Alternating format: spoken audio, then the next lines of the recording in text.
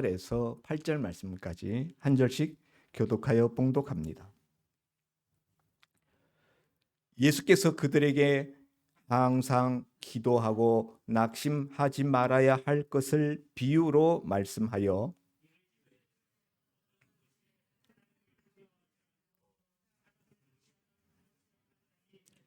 그 도시에 한 과부가 있어 자주 그에게 가서 내 원수에 대한 나의 원한을 풀어주소서 하되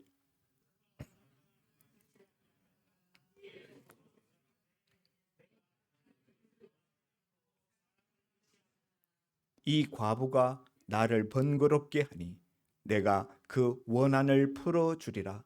그렇지 않으면 늘 와서 나를 괴롭게 하리라 하였느니라.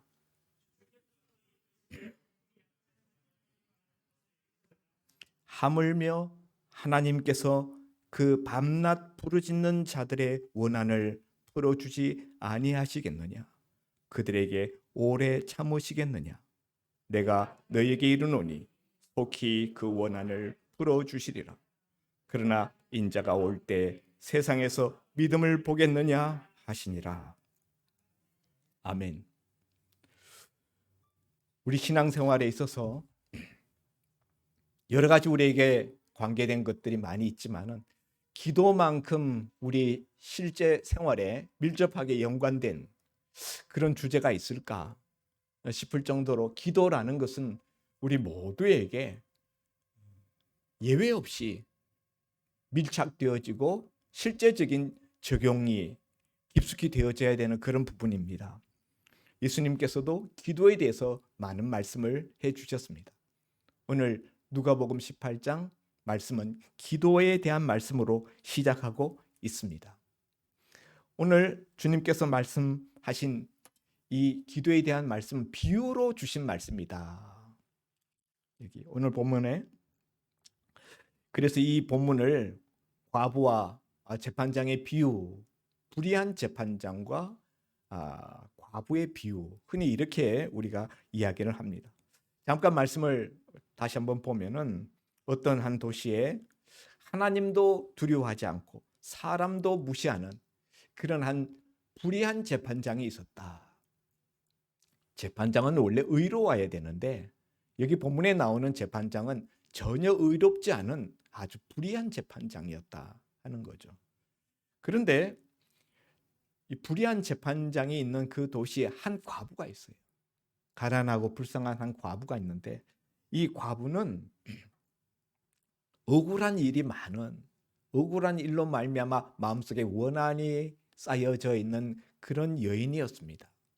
당시 이스라엘 사회에서 가장 삶의 그 하층에 신음하는 사람들이 있었는데 대표적인 사람들이 과부와 고아예요. 고아와 과부. 그래서 성경은 고아와 과부를 돌아보라 라는 말씀을 성경 곳곳에서 하고 계십니다.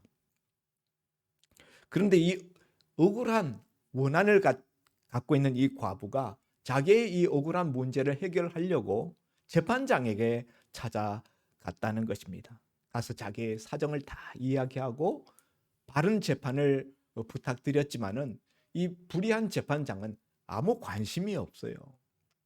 왜 관심이 없을까요? 이 재판장은 불의한 재판장이기 때문에 그냥 재판해 줄 마음이 없어요. 뇌물을 받고 뇌물을 주면은 재판해 줄 마음이 있는데 뭐 이 가난한 과부가 돈이 없으니까 그런 뇌물을 줄 수도 없고 그런 것을 다 꿰뚫어 보는 이 불의한 재판장은 과부의 이 사정에 아무 관심이 없습니다. 들어줄 마음도 전혀 없습니다.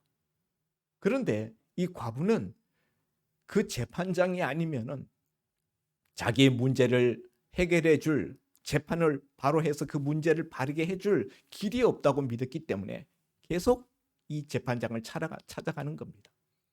불의한 재판장이지만은 혹 자기 문제를 풀어줄 수 있을까 하는 기대를 가지고 오늘도 가고 또 내일도 가고 또 다음 날도 가고 계속 찾아갑니다.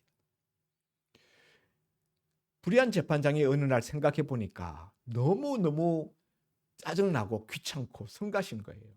저 가난한 과부가 계속 찾아와 가지고 자기 문제를 해결해 달라고 들이미는데 자기가 바라는 뇌물은 가져오지 않고 뇌물을 가져오지 않으니까 해결해 줄 마음이 없는데 계속 찾아와서 자기를 시달리게 만드는 거예요. 너무 성가시다. 그래서 어느 날 생각하기를 야, 내가 이대로 있다가는 저 과부 등살에 내가 말라 죽겠다. 스트레스가 너무 쌓인다. 사실 내가 저거 해결해 줄 마음은 없지만은 내가 시달리지 않으려면은 해결해 주는 수밖에 없겠다 해서 그 가난한 과부의 억울한 그 사정 문제를 해결해 주었다는 거예요. 예수님의 이런 비유는 그 당시 사회를 반영하는 비유입니다. 당시는 로마 통치하에 로마의 식민 통치를 받으면서 오랜 세월을 그 로마의 앞잡이 노릇을 하는 그 당시 기득권층 권력자들에 의해서 가난한 민중이 착취를 받는 그런 시대였거든요. 가장 힘없는 그룹이 이 과부잖아요.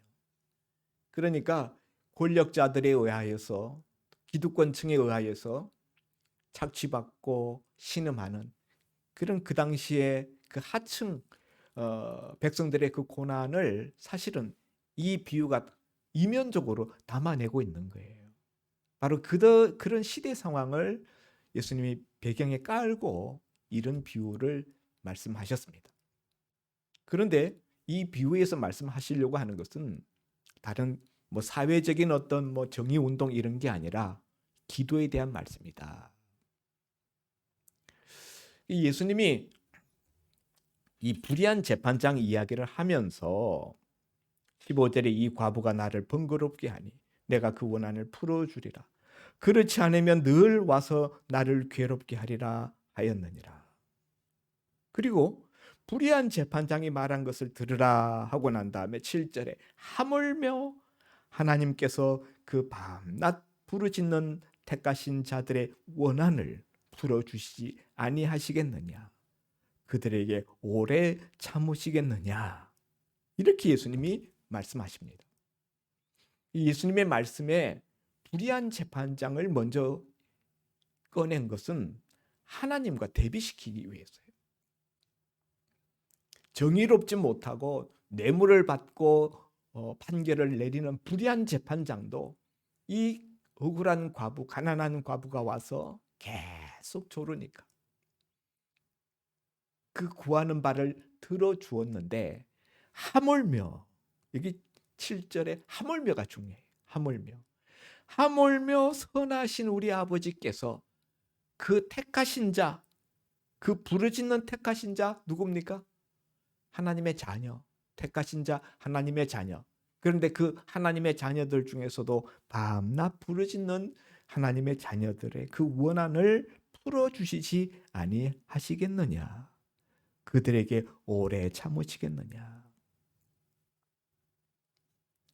불의한 재판장과 선하신 우리 아버지 하나님을 대비시킵니다. 불의한 재판장도 그렇게 끈질기게 매달리니까 들어주었는데 선하시고 의로우신 우리 하늘 아버지께서 얼마나 더 잘 들어주시지 아니하겠느냐라는 것을 주님이 대비시켜서 강조하고 있는 거죠. 그래서 오늘 본문에서 주님께서 기도에 대한 말씀을 하시면서 첫 번째로 말씀하시고자 하는 것은 하나님은 기도를 들어주시는 하나님이시라는 거예요. 하나님은 기도를 들으시는 하나님이시다. 아멘이 작네요. 하나님은 기도를 안 들으시는 것 같습니까? 어떤 분은 글쎄요. 하나님이 기도를 들으신다는데 난 잘 모르겠어요.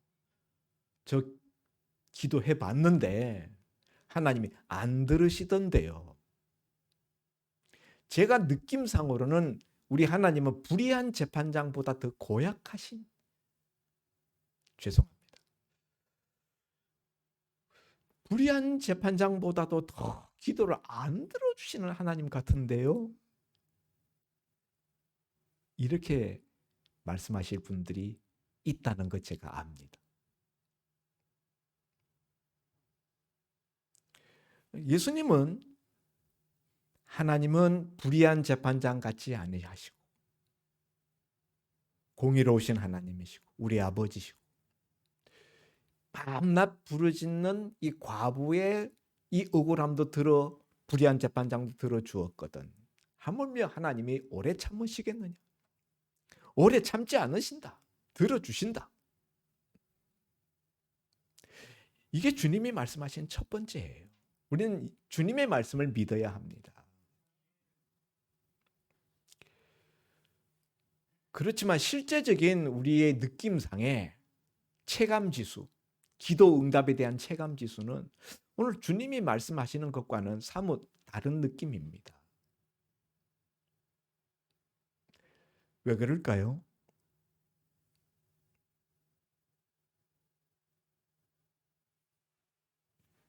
예, 우리가 성경에 보면은 기도함에도 불구하고 응답받지 못하는 경우에 대한 말씀들이 있어요. 뭐 대표적인 말씀이 야고보서 4장 3절 말씀.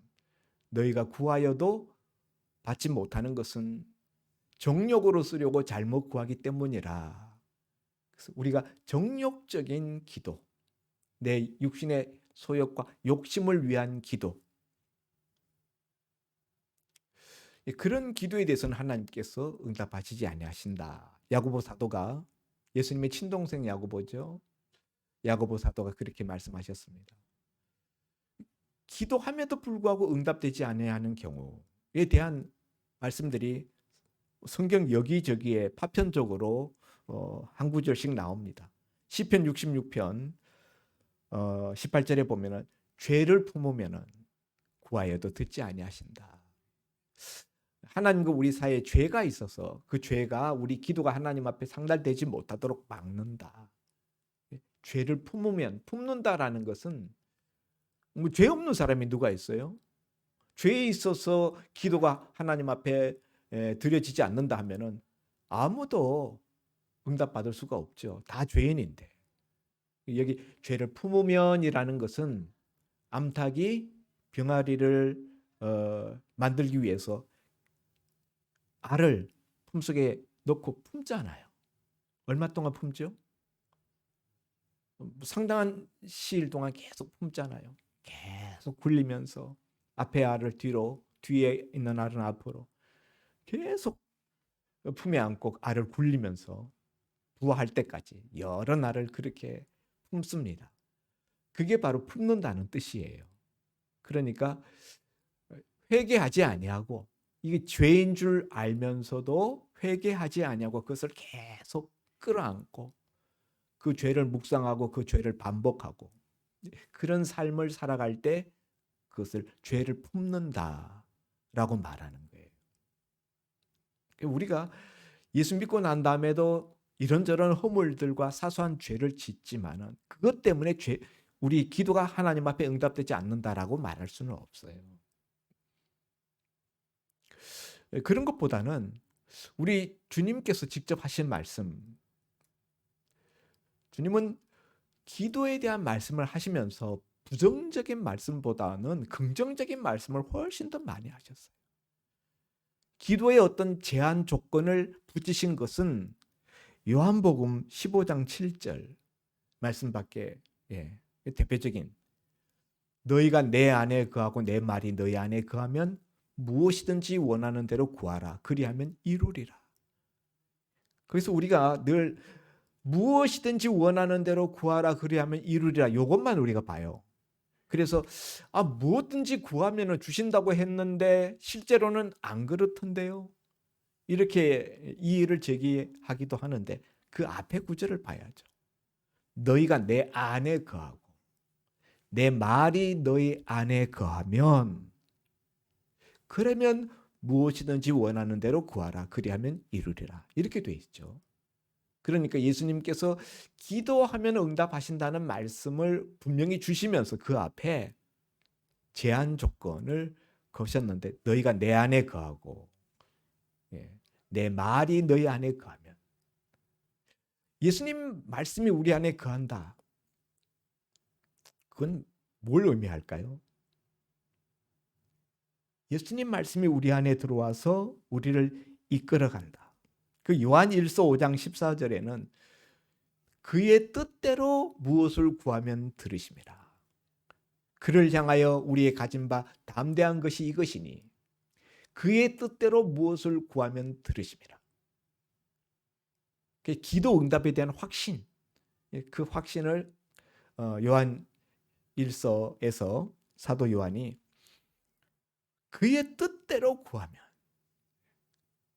그의 뜻대로 구한다는 말은 내 말이 너희 안에 있으면 하고 같은 거예요.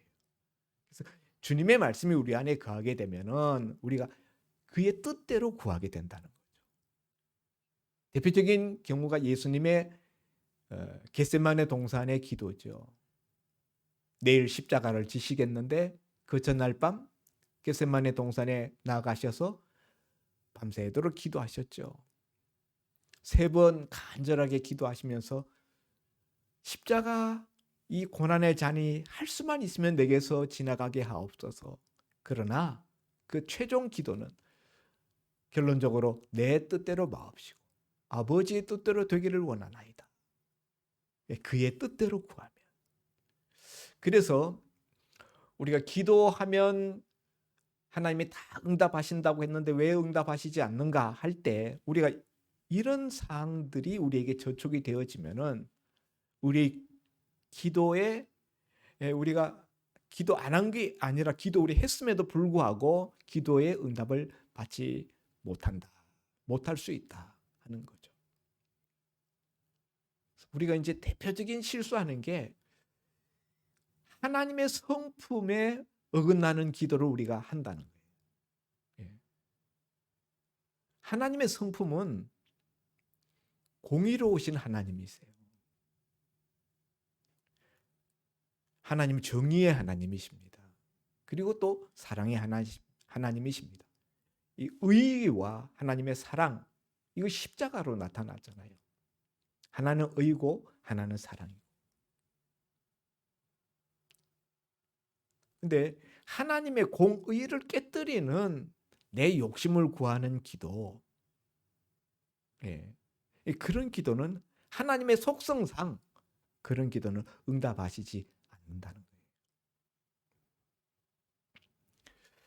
그래서 우리가 기도할 때 내 기도하는 이 기도 제목이 하나님의 속성에 맞는가, 하나님이 기뻐하시는 그의 뜻대로 기도하는 그런 것이 될 수 있는가 하는 걸 우리가 살펴보아야 합니다.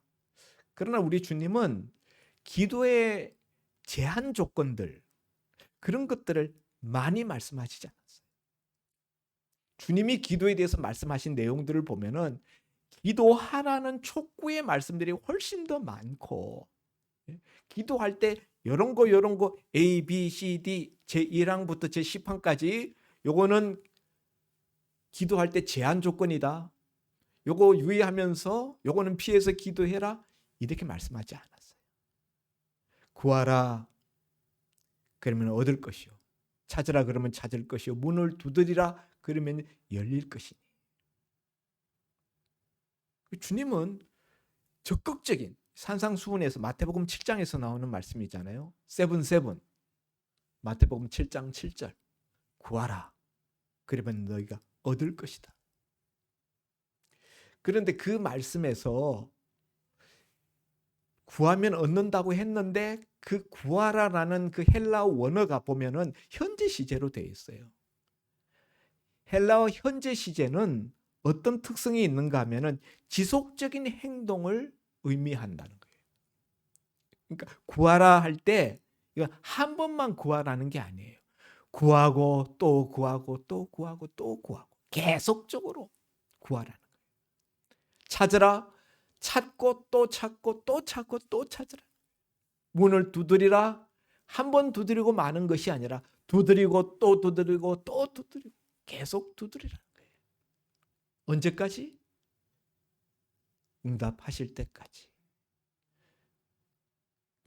구하고 찾고 두드리라 라는 거는 점점 이 강도가 더 세지는 거예요. 구하는 거는 좀 더 좀 약한 거죠.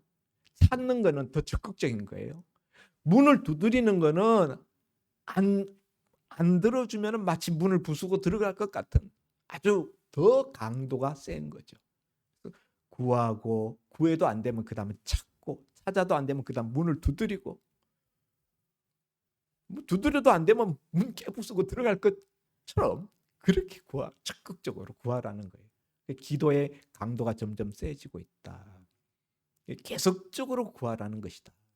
그런데 그 기도에 대한 말씀을 그렇게 하시면서도 그러면은 어떻게 응답하겠다든가 언제 응답하시겠다라는 말씀은 없어요.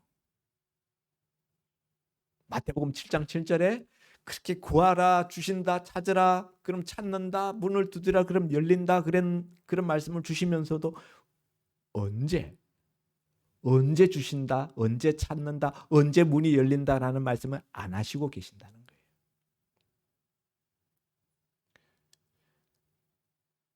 오늘 여기 본문에서도 보면은 그 밤낮 부르시는 택하신 자들의 원한을 풀어주시지 아니하겠느냐. 풀어주신다는 거죠. 그들에게 오래 참으시겠느냐. 오래 참지 않으신다는 거예요. 이게 하나님의 마음이라는 거예요. 그런데 그 다음에 보면요. 8절 마지막 절에 보면 내가 너희에게 이르노니 속히 그 원한을 풀어주시리라. 그리고 난 다음에 그러나 인자가 올 때 세상에서 믿음을 보겠느냐 하시니라.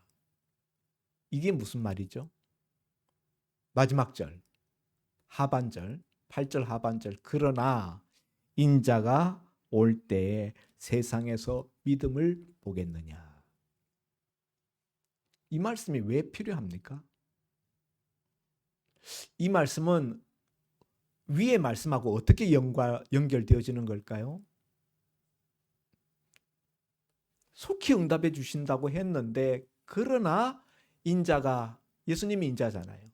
예수님이 다시 오실 때 세상에서 믿음을 보겠느냐. 예수님이 온다는 건 재림 때를 말하는 거잖아요.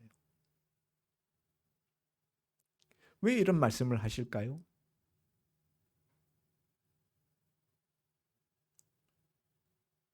어떤 기도들은 우리 살아 생전에 응답되지 않을 수도 있기 때문에 속히 응답해 주신다라고 말씀하셨지만은 인자가 올 때 믿음을 보겠느냐 하는 것은 예수님이 올 때까지 기도하라는 말이에요. 예수님이 언제 올지 모르는데 우리 생에 우리가 이 땅에서 삶을 다 살고 난 이후에 예수님이 오실 확률이 많은데 그러면 이 말씀은 무슨 뜻이에요? 살아 있는 마지막 순간까지 죽는 그날까지 기도하라는 거예요. 그래서 믿음을 보겠느냐라고 말씀하는 거예요. 금방 응답된다면은 뭐 믿음을 주님이 그렇게 우리한테 요구하실 필요가 없죠. 하나님의 본래적인 그 마음은 빨리빨리 응답해 주고 싶은 것이 하나님의 마음이시지만은 그러나 실제적으로 하나님의 뜻 안에서 응답이 우리에게 현실적으로 이루어지기에는 어떤 경우에는 살아생전에 응답되지 않을 수도 있다. 그렇기 때문에 우리가 죽는 그날까지 기도하는 그 모습을 계속 견지하는 것, 그게 믿음인데 그런 모습을 볼 수 있겠느냐라는 그런 사람이 드물다라는 거죠. 그래서 주님은 오늘 1절에 이렇게 말씀하시는 거예요. 항상 기도하고 낙심하지 말아야 한다. 이 부자와 불의한 재판장과 과부의 이 비유를 흔히 우리가 오해합니다. 오해하고 설교도 많이, 저도 과거에 그렇게 잘못 설교한 적도 있었습니다. 여러분, 오늘 이 불의한 재판장이 막 때를 쓰고 막 이 과부가 와가지고 계속 번거롭게 하니까 그거 들어주었다. 그러니까 우리도 하나님 앞에 나가서 계속 때를 쓰고 하나님 못 살게 굴고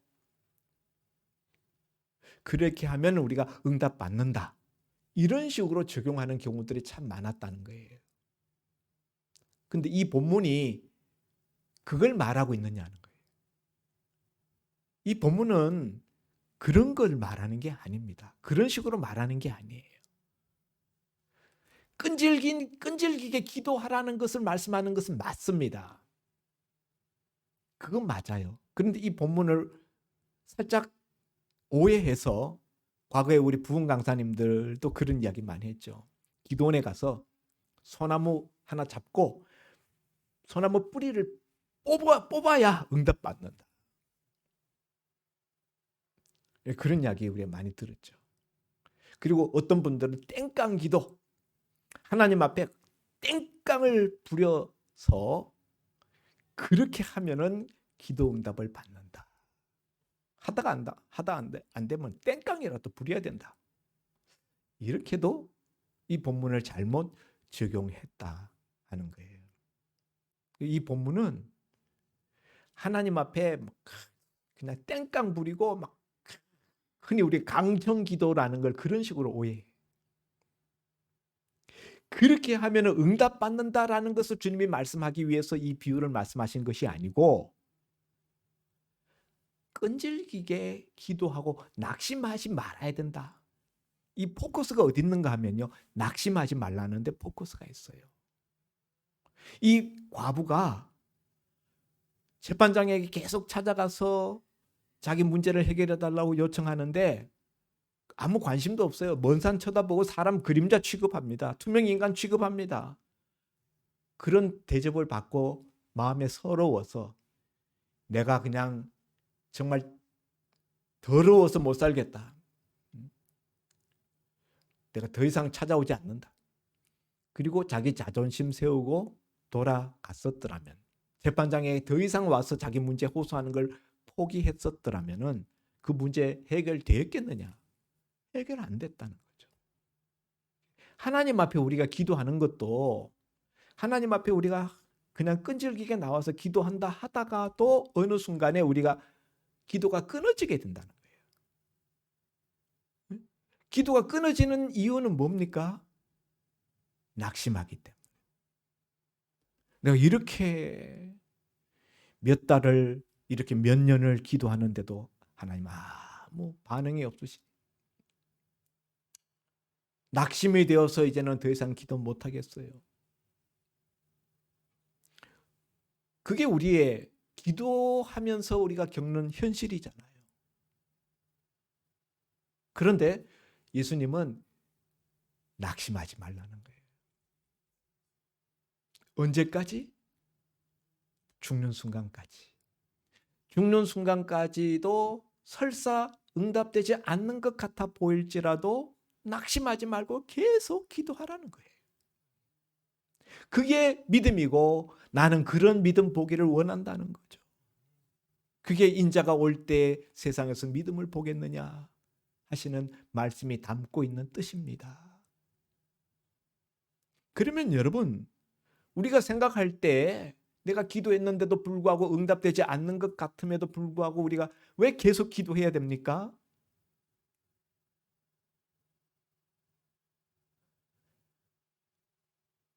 하나님이 우리 기도에 응답하시는 게 아니에요.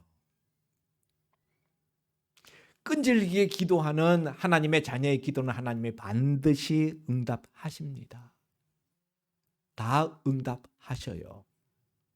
다만 우리 생각에는 응답하시지 않은 것 같아요. 왜 그런가 하면요. 하나님의 응답하시는 방식이 우리 사람이 우리 기도하는 기도자가 생각하는 그 방식대로 꼭 응답하시지는 않기 때문이에요. 예를 들면 이런 거예요. 우리가 어떤 문제가 있어서 이 문제를 놓고 기도했어요.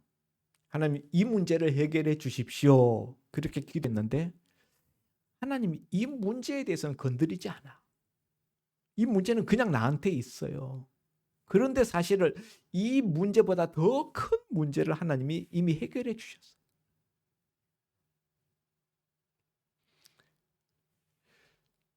그런데 그 당시에는 자기가 여기에만 꽂혀 있으니까, 이 문제에만 꽂혀 있으니까 문제가 해결되지 않았다라고 생각했는데 세월을 지나놓고 보니까, 인생을 살다 보니까 나는 이 작은 물 웅덩이에 꽂혀서 그 문제를 이야기했는데 하나님 그보다 더 큰 지경에서, 큰 바운더리에서 이미 그 문제를 해결해 주고 계셨구나 하는 걸 살다가 뒤늦게 깨닫는 때가 많다는 거예요. 어떤 때는 깨닫지도 못해. 하나님 다 그렇게 해결해 주셨는데 깨닫지도 못하고 지나가는 경우들도 있어요. 그리고 때로는 침묵도 응답입니다.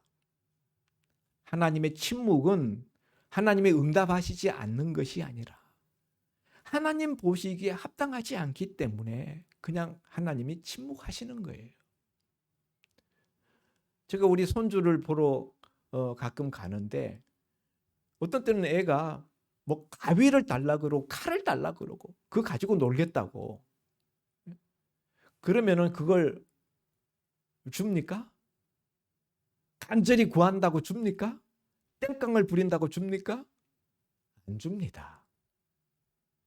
어른이 봤을 때 그건 위험하고 자칫하다가 피를 볼 것 같다.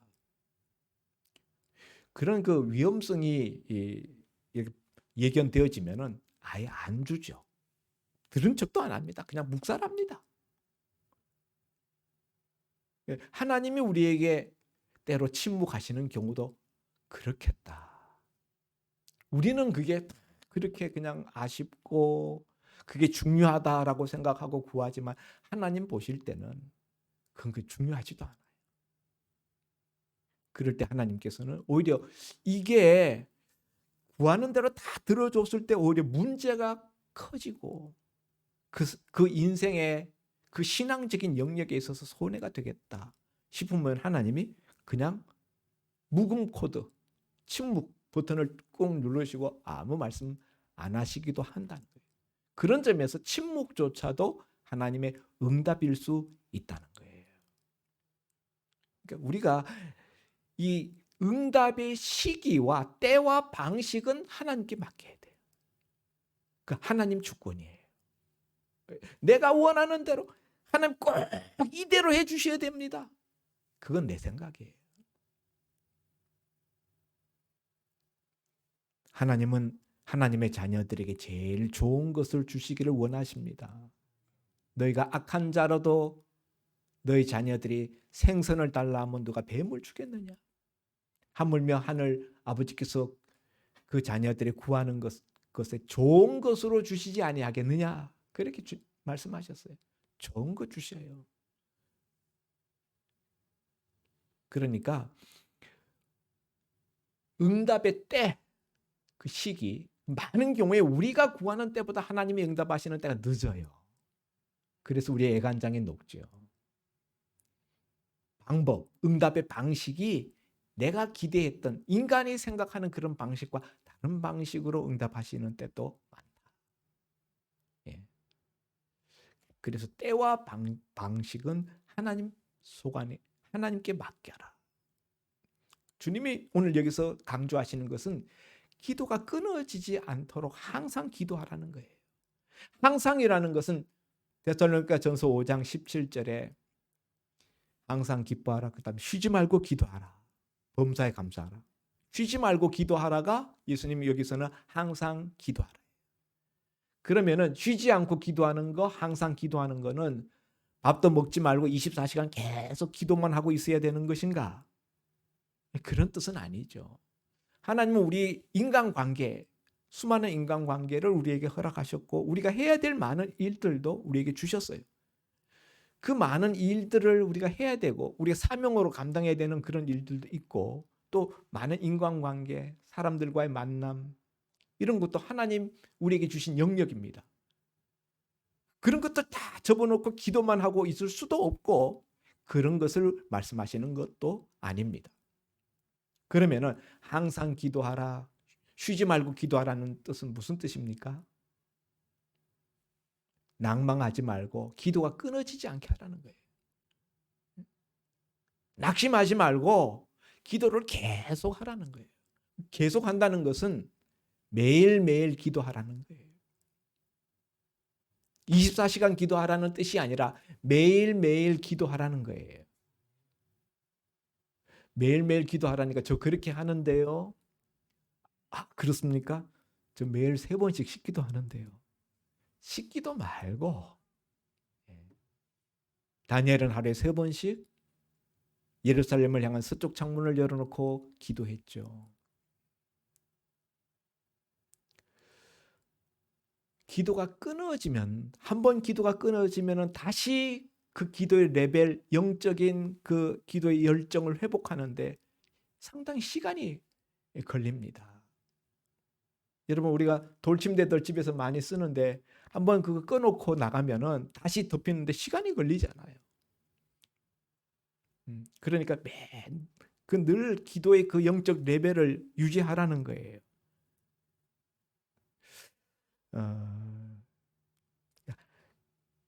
항상 기도하라라는 말은 마음과 생각이 하나님을 향해서 가 있고 하나님을 바라보면서 살라는 거예요. 삶의 모든 영역에서 하나님 바라보면서 살아라. 매일매일 기도가 끊어지지 않게 하라. 저는 지금 우리 운하소망교회 예배당 지금 리모델링 수리공사가 한참 진행 중이라 뭐 그 안에 뭐 다 벽들도 허물고 천장도 다 뜯어내리고 그래서 우리 윤 목사님께 목사님 당분간 거기서 예배 드릴 수 없으니까 이쪽에 오셔서 예배 드리셔야 될 것 같습니다. 그리고 그렇게 공사가 진행되는 동안에는 뭐 집에서 새벽 기도를 하셔야 되지 않겠는가 이런 생각을 했는데 며칠 전에 제가 말씀을 드리니까 우리 이양순 권사님이 교회 앞마당 지나가시다가 들어오셔서 이야기를 하다 보니까 목사님이 그 뭐 쓰레기들이 잔뜩 쌓여 있고 막 그런데도 불구하고 지하실이 있거든요.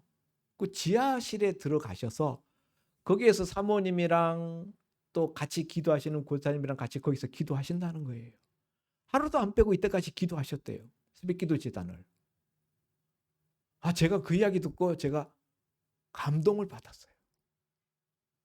앞마당에 막 그 폐자재 막 그 잔뜩 산더미처럼 쌓여 있고 그 안에도 막 다 때려 부셔가지고 엉망진창인데 그 본당이나 1층에서는 도저히 어떻게 기도할래야 할 수 있는 환경이 아니니까 우리가 일부 물품들을 그 지하실에다가 창고처럼 갖다 집어 넣어놨거든요. 조그만 찬양대 지휘자 그 스탠드도 하나 나왔는데 목사님이 그거를 강대상 삼아서 놓으시고 그 앞에다가 걸상들을 이렇게 놓으시고 거기 앉아서 거기서 새벽기도 재단을 계속 지키셨다 그러더라고요. 가보니까 다 보이더라고요. 야, 전기불도 없고 거기 난로도 없고 스마트폰 이렇게 비춰가지고 계단 내려가시고 내가 그 계단 위험하다고 그랬더니 그래도 스마트폰 비춰서 내려가신대요. 제가 엊그저께 우리 교회에 있던 큰 랜턴을 갖다가 거기 놔드렸어요. 계단 내려갈 때 비추시라고. 제가 참 도전받았습니다. 저는 가끔 피곤하면 새벽기도 쉬기도 하고 그랬는데 제가 만일 목사님 입장이었다면 아마 집에서 있지 않았을까. 목사님 하루라도 새벽기도 재단을 빠뜨리지 않으려 하시려고 그 와중에도 계속 기도하셨어요. 저는 이런 목사님 모시게 된 것을 참 영광으로 은혜로 생각합니다. 여러분, 오늘 주님께서 항상 기도하고 낙심치 말아야 된다. 구하고 구하고 또 구하고 또 하고 찾고 찾고 또 찾고 또 찾고 두드리고 두드리고 또 두드리고 또 두드리고 언제까지? 주님 오실 때까지. 아멘입니까? 기도합니다. 하나님 아버지, 우리가 기도해야 된다는 거 다 알지만은 또 우리가 기도하기도 하지만 쉬 응답된다고 생각되지 아니할 때 우리는 쉬 포기하고 기도를 끊어버리기가 일쑤입니다. 그래서 우리의 기도의 자리가 싸늘하게 식어버리고 다시 그 기도의 자리에 앉혀서 기도의 열기를 올리고자 할 때는 무척 힘이 든 것을 경험하곤 합니다. 오늘 주님께서는 가난하고 억울한 과부의 모습을 통하여서 우리가 어떻게 기도해야 하는지를 우리에게 말씀해 주셨습니다. 낙심하지 말고 끝까지 항상 기도하라. 주님 우리에게 명령하셨사오니 듣기만 하고 흘려버리지 말게 하시고 주님의 그 들은 말씀대로 하신 말씀대로 실천할 수 있는 저희들 다 되게 하여 주옵소서. 예수님 이름으로 기도하옵나이다. 아멘.